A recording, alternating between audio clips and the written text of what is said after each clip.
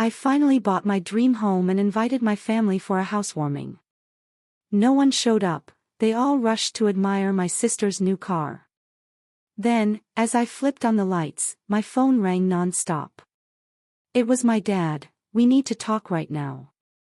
How much betrayal can you truly endure before your own family becomes a collection of strangers? What if the very people who were supposed to lift you up systematically tore you down, weaponizing your deepest desires against you? The air in our tiny, overpriced Minnesota suburban home always felt thick with unspoken rules. It was a Tuesday evening, a few weeks before my 32nd birthday, when I finally accepted that I was ready to build my own world, a sanctuary where those rules held no sway. But little did I know, the biggest battle for that sanctuary was just about to begin. My name is Eleanor, and for 32 years, I felt like I was living on the fringes of my own family. As the eldest of three, the weight of expectation was a constant, heavy blanket. My parents, David and Sarah, hardworking people who provided for us, instilled in me this relentless need to be responsible, to set an example. But the truth is, emotional warmth, especially for me, that was in short supply. Then came Chloe. Blonde curls, bright blue eyes, a perfect, captivating little doll. From the moment she entered our lives, she became the undisputed princess. My parents doted on her in a way they never did for me. While I received practical books and educational toys, Chloe got beautiful dresses and dolls.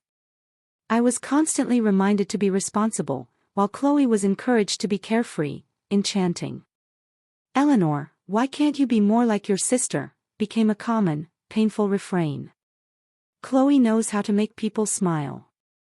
You're always so serious." These comparisons, these subtle jabs, they carved a deep, growing rift between us. I poured myself into academics, convinced that if I couldn't win their affection through my personality, I could at least earn their pride through achievement. I joined every club, volunteered relentlessly, maintained a perfect GPA, eventually earning a full scholarship to a prestigious university. But even then, my accomplishments felt invisible. I still remember my college graduation day. 4 years of relentless work, a double major, summa cum laude. As I walked across that stage, I searched for my family, expecting something. They were there, yes, but distracted. That evening, at dinner, when I craved just a moment of acknowledgement, the conversation quickly veered to Chloe's new boyfriend and his lake house party. "Can you believe Chloe got invited to the Andersons' party?" my mother gushed. "They are one of the wealthiest families in the area." I just sat there, my hard-earned diploma resting beside me, feeling utterly invisible. Only Liam, my younger brother, caught my eye, offering a subtle thumbs up. He always saw more than our parents gave him credit for. After graduation, I moved to Chicago, diving headfirst into the marketing world. I worked overtime, took on extra projects, and slowly, painstakingly, climbed the corporate ladder. Every promotion was a testament to countless late nights and sacrificed weekends. I lived frugally, sharing an apartment with 2 roommates despite my increasing salary. Every single extra dollar went into my savings, fueling my singular, all-consuming dream, owning my own home. My parents, of course, found my choices puzzling. "Why marketing, Eleanor?" my father would ask during holiday visits. "You could have gone to law school with your grades." Meanwhile, Chloe, after dropping out of community college after 2 semesters, somehow landed a job at a boutique through a friend of our mother. That, apparently, was a smart networking move and was celebrated. Those 10 years in Chicago were a slow, deliberate reconstruction of my life. I found friends who valued me for me, not for who they wished I was. Mentors recognized my potential and pushed me to grow. The dream of my own home wasn't just about real estate, it was about stability, accomplishment, creating a space where I could finally belong without conditions, a sanctuary where I wouldn't have to compete for attention or approval. It would be entirely mine. When I finally reached my savings goal at 32, a surge of pride washed over me, unlike anything I'd ever felt. This was something I had done entirely on my own, no help, no shortcuts. I was ready. The search began in early spring. Countless weekends spent with my realtor, Brenda, touring properties. I had a vision, a craftsman-style house, a small yard for gardening, a kitchen for proper meals, and most importantly, a front porch where I could sit, a glass of wine in hand, watching the world go by. After 3 months, I found it. A 1920s craftsman bungalow in a charming neighborhood. It needed work, sure, an outdated kitchen, scuffed floors, but the bones? Oh, the bones were solid. High ceilings, original crown molding, built-in bookshelves, and those iconic craftsman windows that invited in streams of golden light. The moment I walked through the door, I knew. I could already picture everything. That evening, I made an offer. It was accepted. The closing process was a blur of paperwork, anxiety, and finally, on a warm Tuesday in July, keys in hand. "Congratulations," Brenda said, hugging me. "You're officially a homeowner." I drove straight there, to my house, and unlocked the door. The house was empty, my footsteps echoing, but it was already brimming with possibility. That night, I slept on an air mattress, too excited to wait. Over the next 2 months, I poured my heart and soul into renovations. I took vacation time to paint every room myself, choosing colors that made me feel peaceful, energized. Soft sage green, warm terracotta, a serene blue-gray. I refinished the hardwood floors, a backbreaking job, but oh, the beautiful natural grain of the oak. The kitchen was my biggest project. I saved money by keeping the original cabinets, just painting them a crisp white and adding new hardware, new countertops, a farmhouse sink, updated appliances. Every weekend was a pilgrimage to the hardware store, YouTube tutorials my constant companions. By September, it was ready. Every room reflected my personality, my taste. This was the first space that was truly mine, created by my vision and hard work. The housewarming party. It felt like the perfect celebration. I wanted to share my joy with the people I cared about. I created beautiful invitations, handwriting each one, adding personal notes for my family, expressing how much their presence would mean. 2 weeks before the party, they were mailed, followed by texts to confirm. My mother called immediately. "Eleanor, this invitation is lovely. We wouldn't miss it for the world. David and I are so proud of you for buying your own home." Chloe texted, "OMG, sis. Can't wait to see your new place. By the way, I just bought a new car. Nothing fancy like your house, but I'm excited, LOL." Liam called, genuinely interested, promising a special housewarming gift. The night before, I called my parents to confirm. "Of course, sweetheart," my mother assured me. 3 o'clock, right? We're all looking forward to it." I went to bed feeling a sense of profound completion. For once, I would be the center of attention for something positive. For once, my family would see what I had accomplished. Little did I know, the next day would bring one of the most painful disappointments of my life. I woke at 6 a.m., too excited to sleep. Sunlight streamed through the curtains, bathing my new home in a warm glow. Today was the day it would truly become a home, filled with laughter, congratulations, and the people I loved most. I spent hours on appetizers, puff pastry pinwheels, a charcuterie board, homemade hummus, my special mini lemon tarts. By 9:30, the counters were laden. At 10, my friend Olivia arrived with Noah, ready to help. "This place is gorgeous, Eleanor," Olivia exclaimed, spinning in my living room. "I can't believe how much work you did yourself." By noon, everything was perfect. The house gleamed, soft music played, food ready. My first guests arrived at 2:45. Co-workers, bearing gifts, wide smiles. By 3:15, about 20 people filled my home with the conversation and energy I'd dreamed of. But my family? Still no sign. At 3:30, I checked my phone. Nothing. I sent a quick text to my mother. "Hey, are you on your way? We've started already." More guests arrived, my neighbor, my college roommate, friends from yoga, book club, hiking.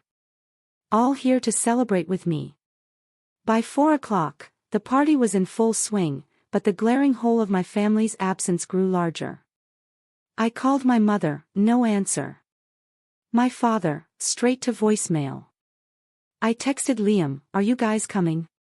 Is everything okay?"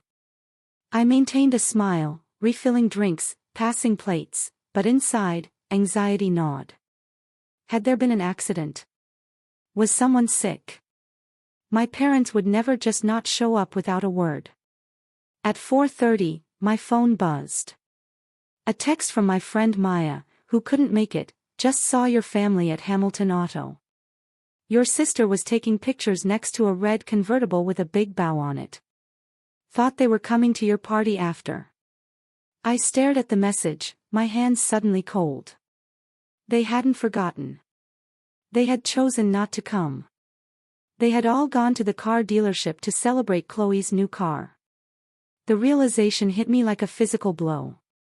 After all the years, all the effort, all the carefully chosen invitations, they had still chosen Chloe over me, again.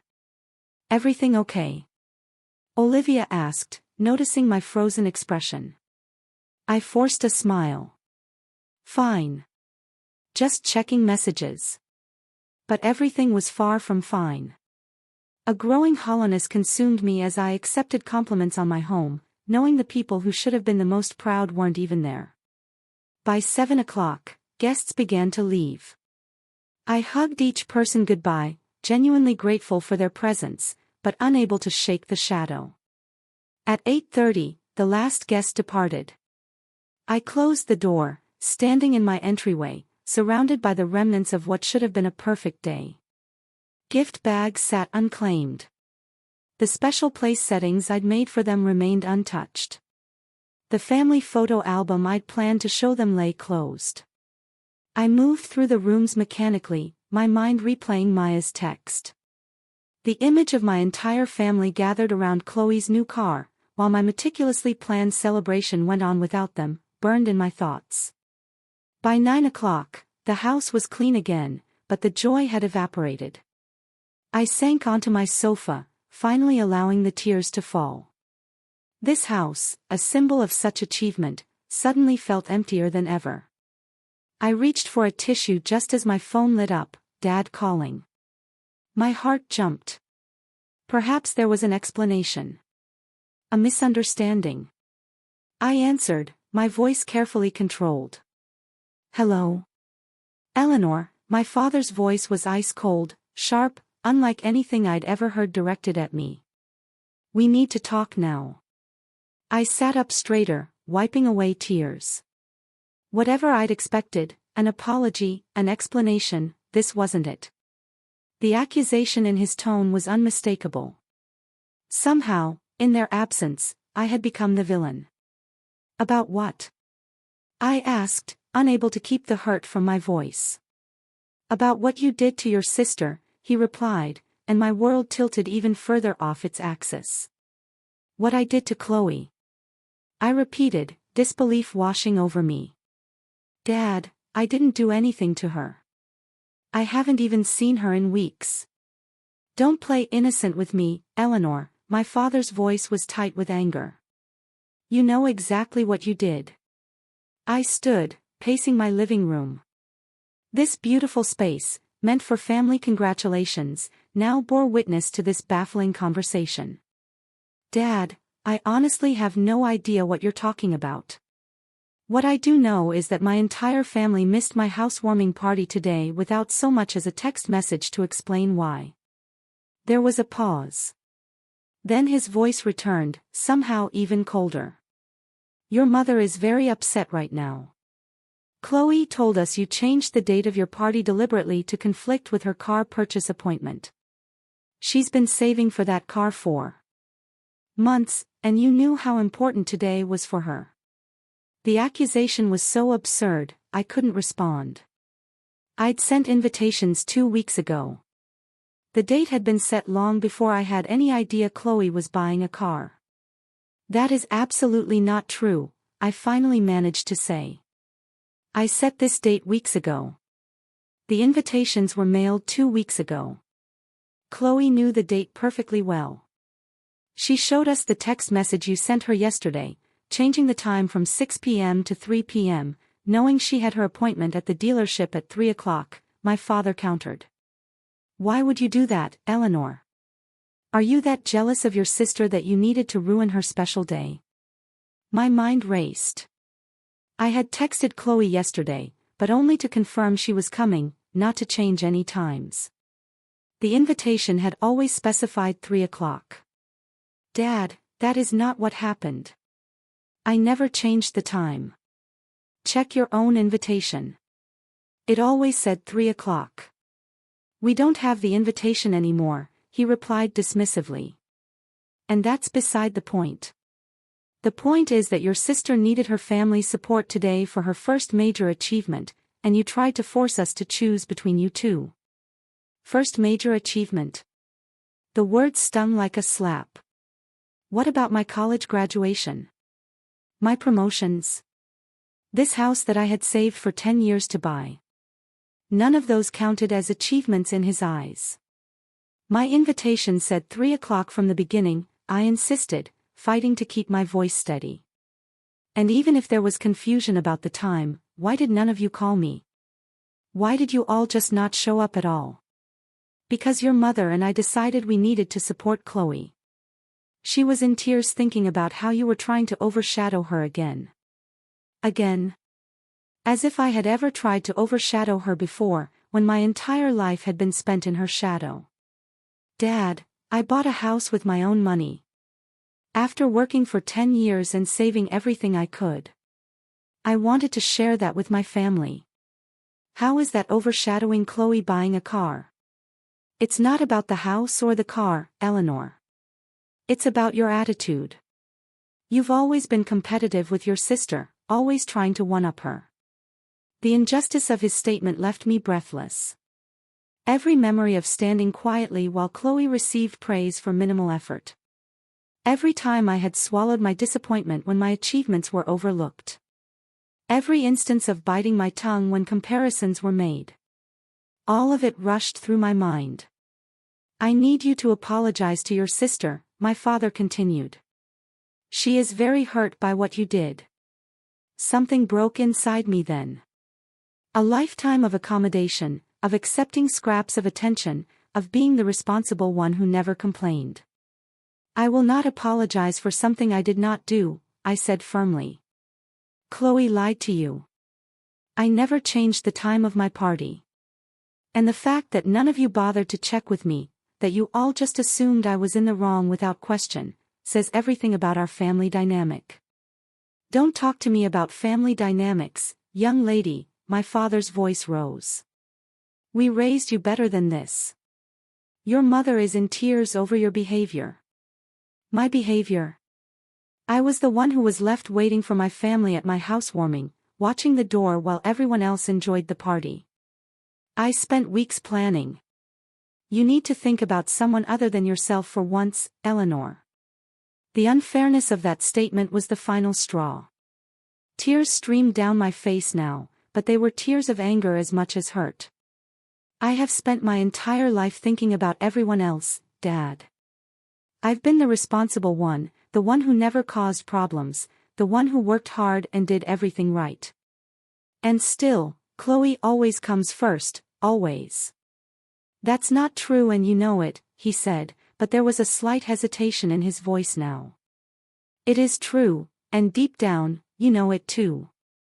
I'm going to hang up now because this conversation is not productive. When you and Mom are ready to hear my side of things, you can call me back. Eleanor, don't you dare hang up on me. I ended the call, my hands shaking. For a long moment, I stood in my living room, surrounded by the home I had created, feeling more alone than I ever had in my life. My phone immediately began ringing again. This time, it was my mother. I took a deep breath and answered. "Mom, I cannot talk right now." "Eleanor, how could you do this to your sister?"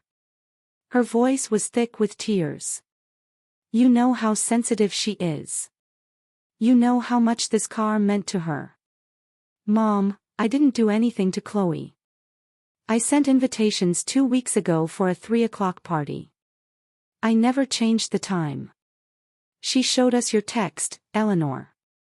Why are you lying?" "I am not lying, Mom.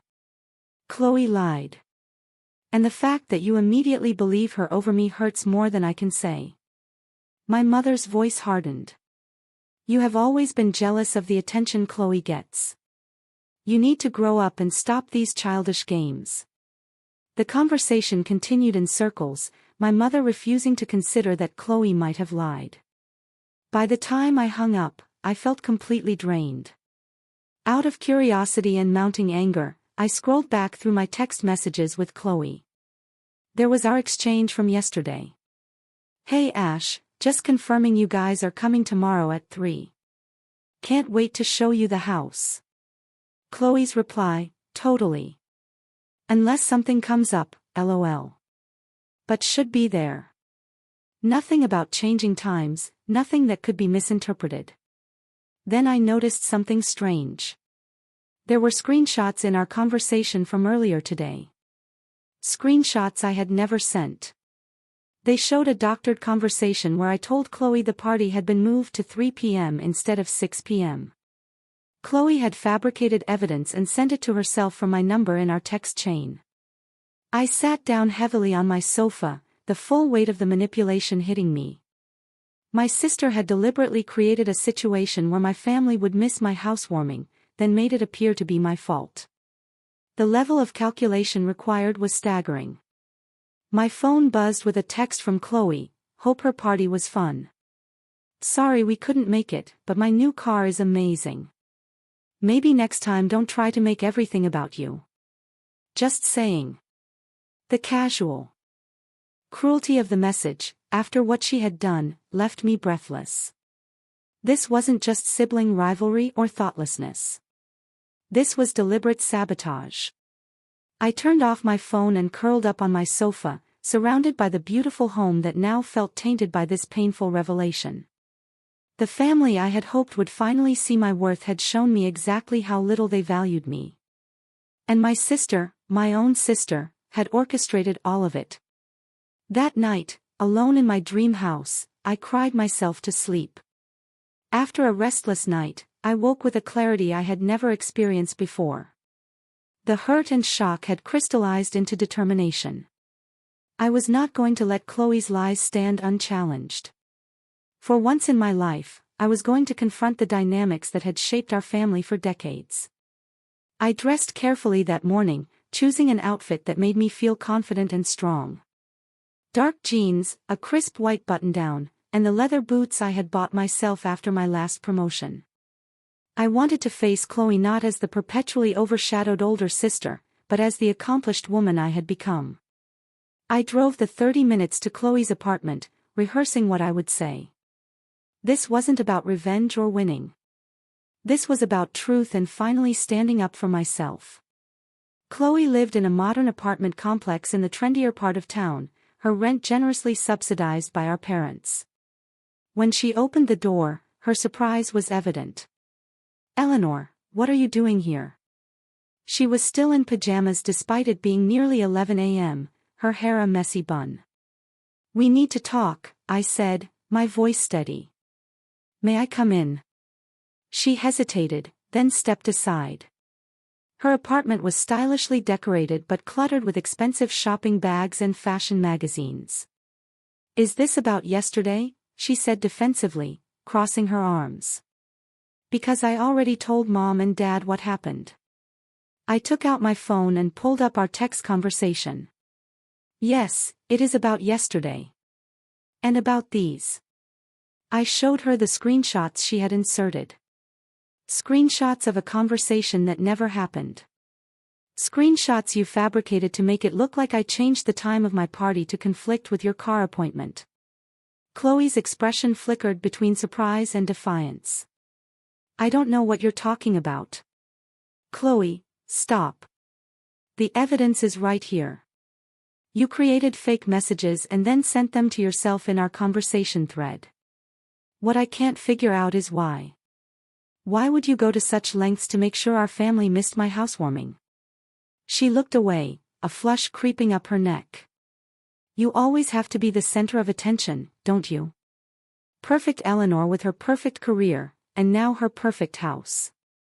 Meanwhile, I finally do something worth celebrating, and no one would care because they'd all be too busy applauding you. The bitterness in her voice was startling. Is that really how you see me? As someone who steals your spotlight, Chloe? My entire life, I have stood in the background while you received praise and attention for every little thing. That is such a lie, she exploded. Mom and Dad always talked about how smart you were, how responsible, how successful. Why can't you be more like your sister? Eleanor would never do that. Look at Eleanor's grades, her job, her savings. Do you have any idea what it's like to grow up hearing that? I stared at her in disbelief. Are we from the same family? Because in my experience, it was always, Chloe is so charming. Chloe is so pretty. Chloe makes friends so easily. Every accomplishment I ever had was minimized while you were celebrated for the smallest things. We stood there, two grown women with completely opposite perspectives on our shared childhood. It was as if we had grown up in parallel universes. You were always the favorite, Chloe insisted, but there was a flicker of uncertainty in her eyes now. Then why did they all choose to go see your new car instead of coming to my housewarming? If I'm the favorite, explain that to me. She didn't have an answer. Instead, she changed tactics.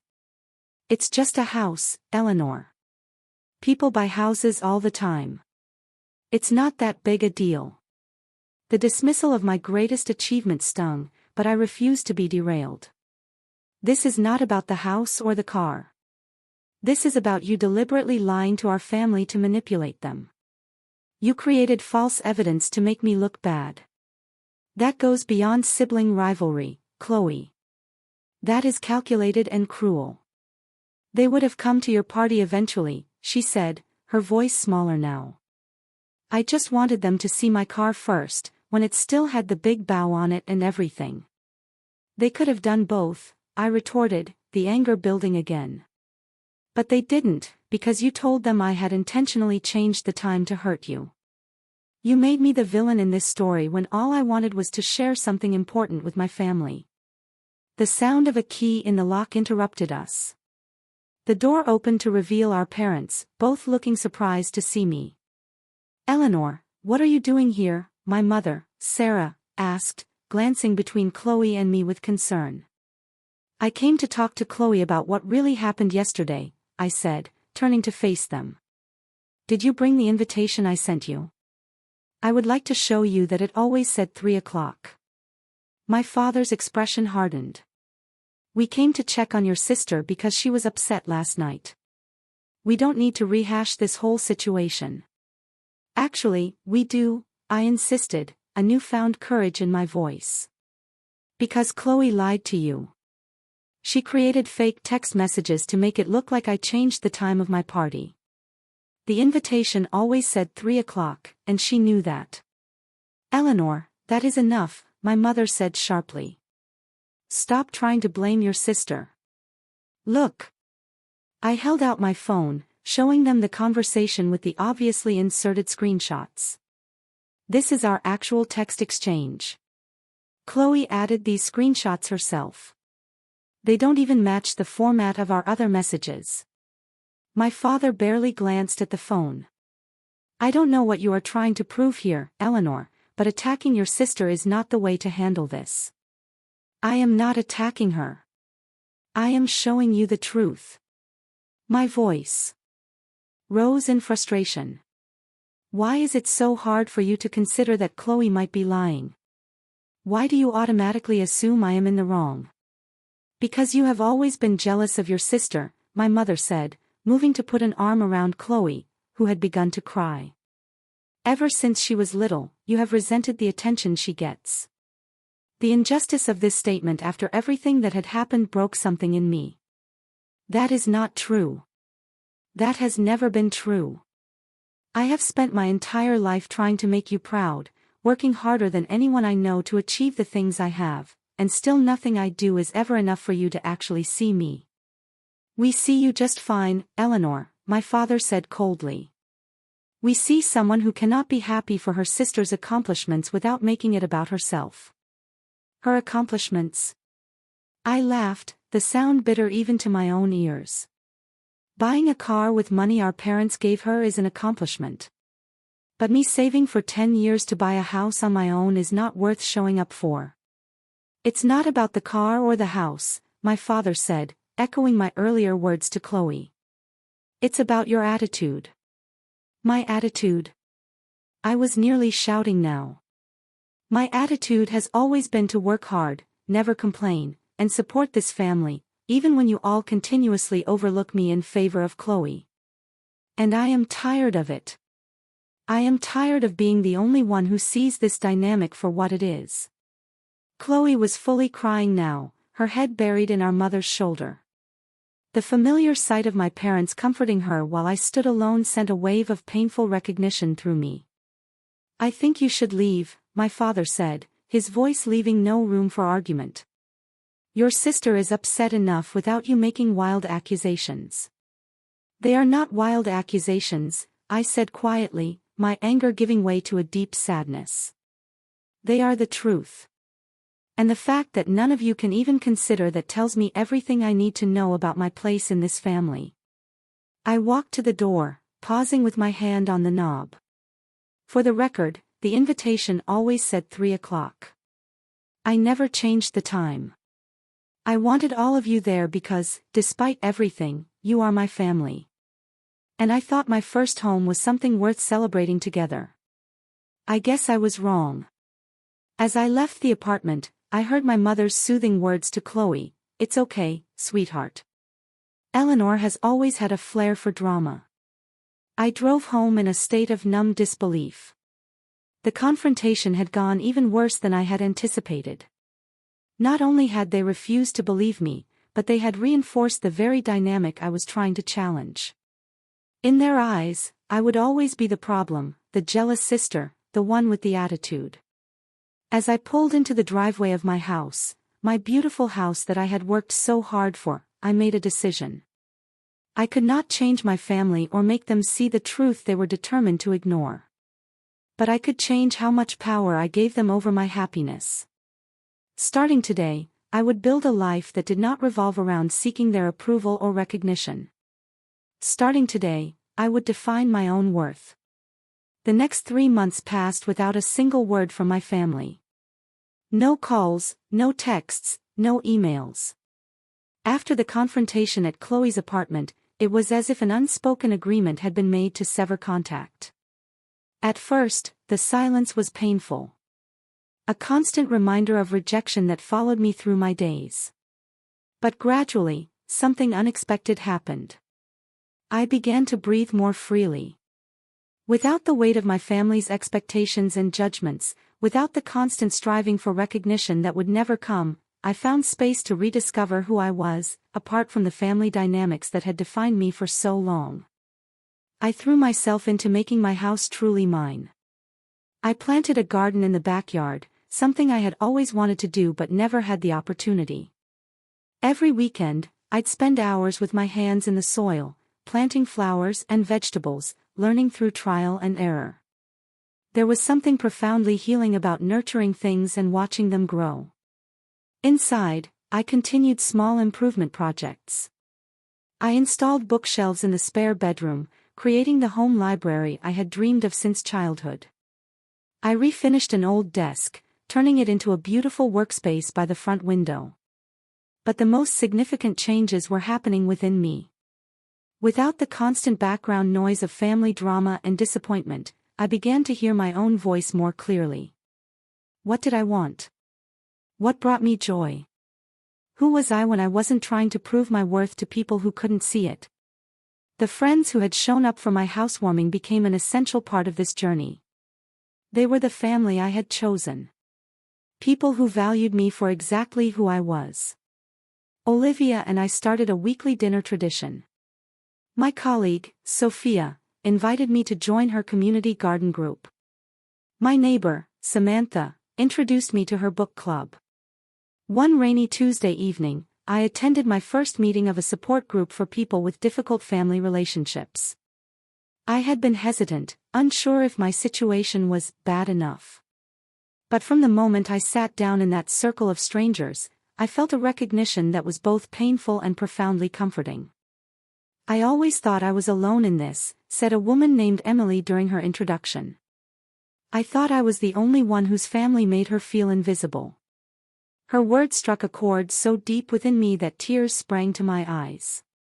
As others shared their stories of narcissistic parents, golden child siblings, years of gaslighting, and emotional manipulation, I began to see my own experience reflected in theirs. What had happened to me was not unique, and it had names: scapegoating, favoritism, emotional neglect. Emily and I connected immediately. She was 36, 4 years older than me, and had been estranged from her family for nearly 5 years.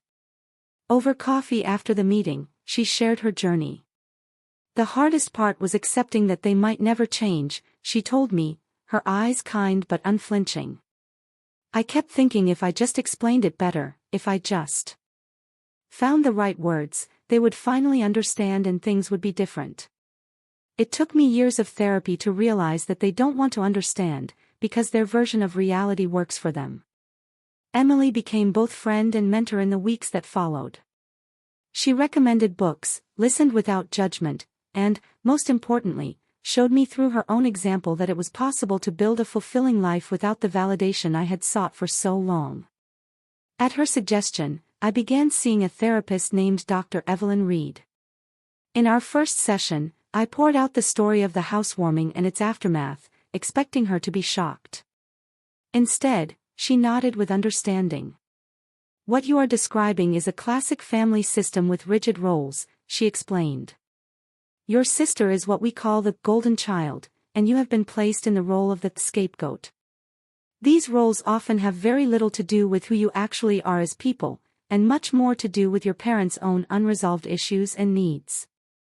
Over the following weeks, Dr. Reed helped me unpack a lifetime of interactions that had shaped my self-perception. I began to see how I had internalized the message that I was only valuable for what I achieved, that love was conditional on performance.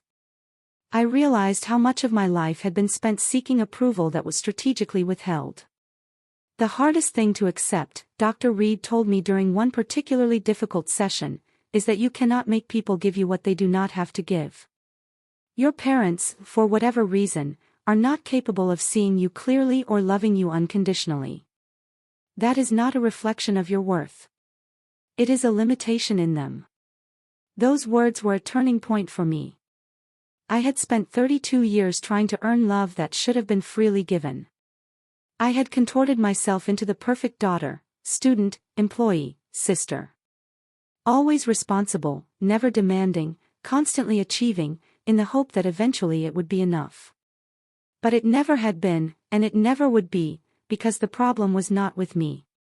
As this realization settled into my bones, I began to change in ways both subtle and profound. I started saying no to things I didn't want to do. I bought clothes in colors I loved, rather than what was practical. I took a pottery class simply because it sounded fun, with no concern for whether I'd be good at it. At work, I applied for a creative director position that I would have previously considered beyond my reach. To my surprise, I got it. My new role allowed me to showcase skills I had always downplayed: my creativity, my ability to inspire a team, my intuitive understanding of what would resonate with an audience. "You seem different," my colleague Sophia commented after a presentation where I had confidently defended an unconventional campaign concept. "More present. Like you're fully inhabiting your space." I was beginning to recognize my own value outside of my family's narrow definition. And as I did, other people saw it too. 6 weeks into my journey of self-reclamation, I received a text from an unknown number. "Hey sis, it's Liam. Got a new phone. Can we talk? Not about family stuff. Just want to see how you're doing." My younger brother had always been the quiet one, often lost in the dynamic between Chloe and me. We'd never been particularly close, but there had always been an unspoken understanding. I agreed to meet him for coffee that Saturday. Liam looked older than his 24 years when he walked into the cafe, his shoulders slightly hunched, as if carrying an invisible weight. When he saw me, his face lit up with a genuine smile. "Your hair looks different," he said as he sat down. "It suits you." I had cut my long hair into a shoulder-length bob, something I'd wanted to do for years, but had hesitated over, hearing my mother's voice in my head saying long hair was more feminine. It was a small act of reclamation, but it felt significant. We talked about neutral topics at first, his job as a graphic designer, my recent promotion, a movie we'd both seen. But eventually, the conversation turned to what had happened. "I should have come to your housewarming," he said quietly, looking down at his coffee. I knew something was off about the whole situation, but I didn't want to get in the middle of it. "I'm sorry, Eleanor." "Thank you for saying that," I replied, surprised by how much his acknowledgement meant to me. Liam hesitated, then continued. "The thing is, this wasn't the first time Chloe has done something like this." "What do you mean?" I asked, my heart thumping. "She's been manipulating situations for years, making herself look good at your expense. I've seen her do it so many times, but Mom and Dad never question her, so I just stayed quiet." He looked up, regret clear in his eyes. I should have said something. What followed was a conversation that shook the foundation of how I understood our family history. Liam revealed incident after incident where Chloe had lied, twisted facts, or created drama to ensure she remained the center of attention. The birthday party in high school where my gift to our mother mysteriously disappeared, only to be found damaged in my room. The time Chloe had deleted an important email about my college scholarship and claimed it must have been spam. The rumor she had spread among our extended family that I was too busy to attend our grandmother's 75th birthday, when in reality I had never received the invitation. "I think she feels threatened by you," Liam said. "You're everything she's not. Independent, successful, driven. So she has to find ways to make you look bad or keep you away from the family. And our parents just believe her," I said, the familiar hurt rising again. Liam nodded sadly. "They see what they want to see. Chloe plays the role they need her to play. The delicate one who needs their protection. And you have always been the strong one, who they think doesn't need anything." We talked for hours that day, peeling back layers of family dynamics that had shaped all of our lives. For the first time, I felt truly seen by someone who had been there for all of it, who understood the context of my pain. "What are you going to do now?" Liam asked as we prepared to leave. I considered the question carefully. "I'm going to keep building my life, my real life, not the one I thought I needed to have to earn their approval. Beyond that, I don't know yet." Liam hugged me before we parted. "For what it's worth, I've always admired you, Eleanor. You're the strongest person I know." His words stayed with me in the weeks that followed, bolstering me as I continued my journey of self-discovery and healing. The house that had once felt tainted by my family's rejection now became a symbol of my resilience. Each room held evidence of choices I had made for myself, of a life being built on my own terms. And with each passing day, without the drama and pain of trying to fit into my family's distorted picture, I found myself growing stronger, more centered, more authentically me. 2 months after my coffee with Liam, he called with a proposition that made my heart race. "I think it's time for Mom and Dad to hear the truth," he said. "All of it. I've been doing a lot of thinking, and this pattern has gone on too long. I want to help set up a meeting with them. Neutral territory, like a restaurant. What do you think? My immediate instinct was to refuse. I had found peace in the separation from my family's toxicity. Did I really want to reopen that wound? What about Chloe? I asked. She'll just manipulate the situation again. Not this time, Liam said with a determination I had never heard from him before. I have evidence, Eleanor. Screenshots of conversations, emails where she admits what she did. She doesn't know I saved them. And I am ready to stand up for the truth, even if it means confronting our parents. After a long discussion and several days of consideration, I agreed. Not because I expected a Hollywood reconciliation or a dramatic apology, but because I wanted to reclaim my narrative. For too long, I had been defined by Chloe's lies and my parents' willingness to believe them. Whatever happened, I wanted to stand in my truth. We arranged to meet at a quiet restaurant halfway between our homes on a Sunday afternoon. Liam arrived at my house beforehand, a folder of printed evidence in hand, his face a mixture of nervousness and resolve. Are you sure you want to do this? I asked him. They might turn on you too. He nodded. I'm sure. I can't keep watching this happen. It's not right, and deep down, I think they know it. As we drove to the restaurant, I mentally prepared myself for every possible outcome, from complete rejection to grudging acknowledgement. Dr. Reed had helped me set realistic expectations and establish boundaries for the conversation. I would not argue or defend myself endlessly. I would state my truth calmly and clearly, and if they could not hear it, I would walk away knowing I had done what I could. My parents were already seated when we arrived, their faces showing a mixture of curiosity and apprehension. My mother had aged in the months since I had last seen her, new lines etched around her eyes. My father sat stiffly, his expression guarded. Thank you for coming, I said as Liam and I sat down across from them. Liam said it was important, my mother replied, her voice carefully neutral. He said there were things we needed to discuss as a family. There are, I confirmed, things that have been left unsaid for far too long. Our conversation started cautiously, with surface-level updates about work and health. But after the waiter took our orders, Liam cleared his throat and opened the folder he had brought. Mom, Dad, there is something you need to know, he began, about what happened at Eleanor's housewarming, but also about a pattern that has been going on for years. My father's face immediately hardened. If this is about blaming your sister again, please just listen, Liam interrupted, his voice steady but insistent. I have proof of what really happened.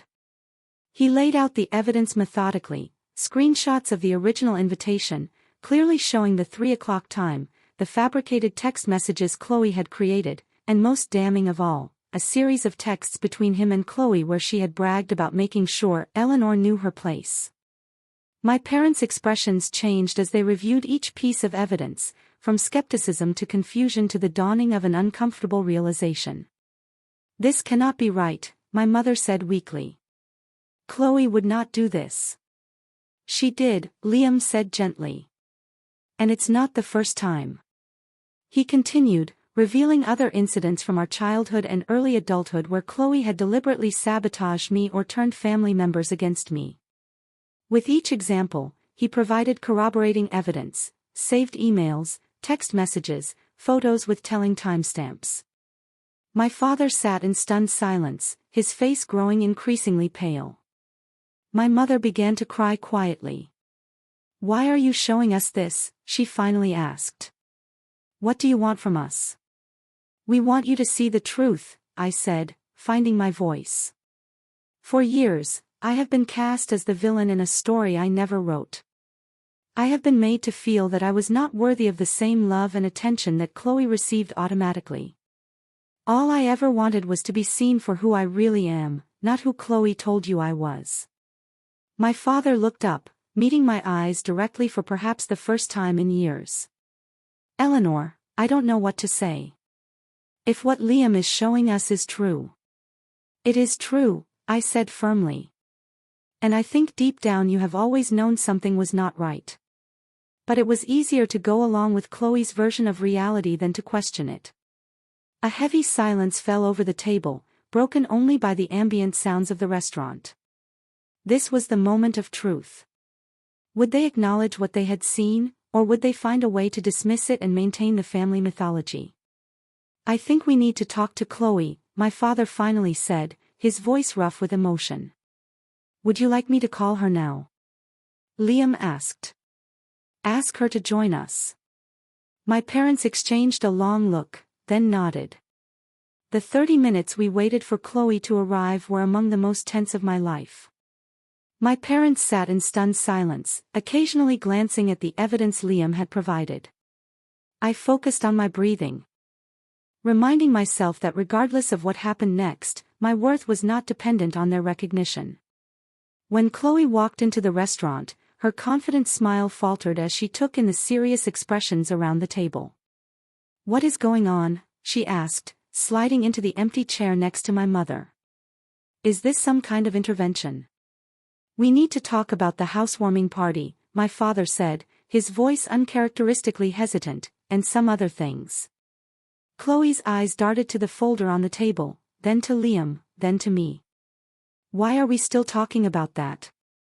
It was months ago." "Because we have reason to believe you lied to us about what happened," my father continued, "and possibly about many other things over the years." What followed was one of the most difficult conversations of my life. Chloe initially denied everything, then tried to minimize her actions, then attempted to paint herself as the victim of our collective misunderstanding. But faced with the concrete evidence and Liam's calm insistence on the truth, her defenses gradually crumbled. "Fine," she finally said, tears streaming down her face. "I did it. I did all of it. Are you happy now, Eleanor? You finally turned everyone against me." "This is not about turning anyone against you," I said quietly. "This is about the truth finally being acknowledged. You have been manipulating this family for years, Chloe. You have deliberately hurt me over and over again, and I need to understand why." Her answer, when it came, was both simple and heartbreaking. "Because it was so easy. Because everyone always believed me over you. Because I was afraid if they saw how amazing you really are, they wouldn't love me anymore." The raw honesty of her admission stunned us all into silence. "Chloe," my mother said finally, her voice breaking. "We would never stop loving you. Never. But what you did was wrong. So wrong." My father reached across the table and took my hand, his eyes filled with regret. "Eleanor, I don't know if you can ever forgive us. We should have seen what was happening. We should have questioned things instead of always assuming the worst of you." I did not respond immediately, letting the weight of his words settle around us. This was not a moment for easy forgiveness or quick reconciliation. This was the beginning of a much longer, more difficult conversation about trust, truth, and family. "I don't know what happens next," I admitted. "I've spent the last few months building a life that does not revolve around seeking your approval or understanding. I have found strength in that independence. But I would be open to seeing if we can build something new, something based on honesty and mutual respect." In the weeks that followed that pivotal meeting, my relationship with my family began a slow, careful reconstruction. My parents visited my house for the first time, expressing genuine admiration for what I had created.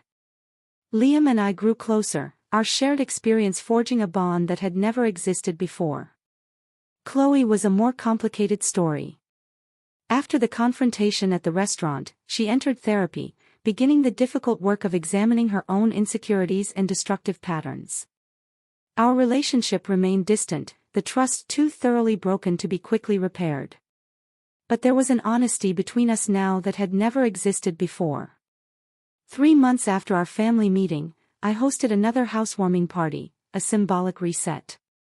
This time, my parents and Liam arrived early, helping with final preparations. Friends who had supported me through the darkest moments mingled with family members who were cautiously finding their way back into my life. As I looked around my living room that evening, seeing the blend of chosen and birth family, sharing food and conversation, I felt a sense of completion that had nothing to do with external validation.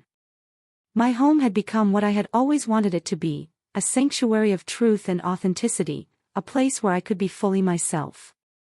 The journey had been painful, but the lessons it taught me were invaluable.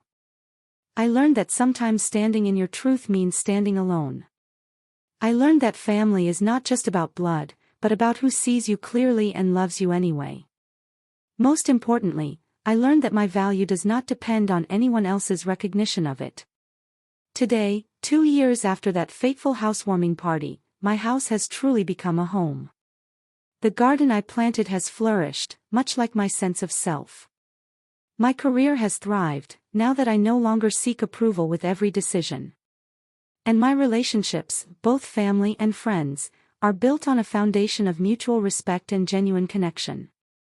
Sometimes the greatest gift we can give ourselves is the courage to stand in our truth, even when those we love most refuse to see it.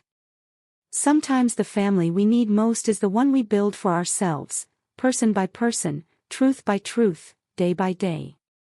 Have you ever had to stand up for your truth when everyone around you refused to see it?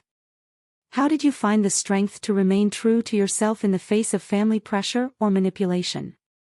Share your story in the comments below. And if this resonated with you, please like, subscribe, and share with someone who might need to hear that they are not alone in their family struggles. Thank you for listening to my journey.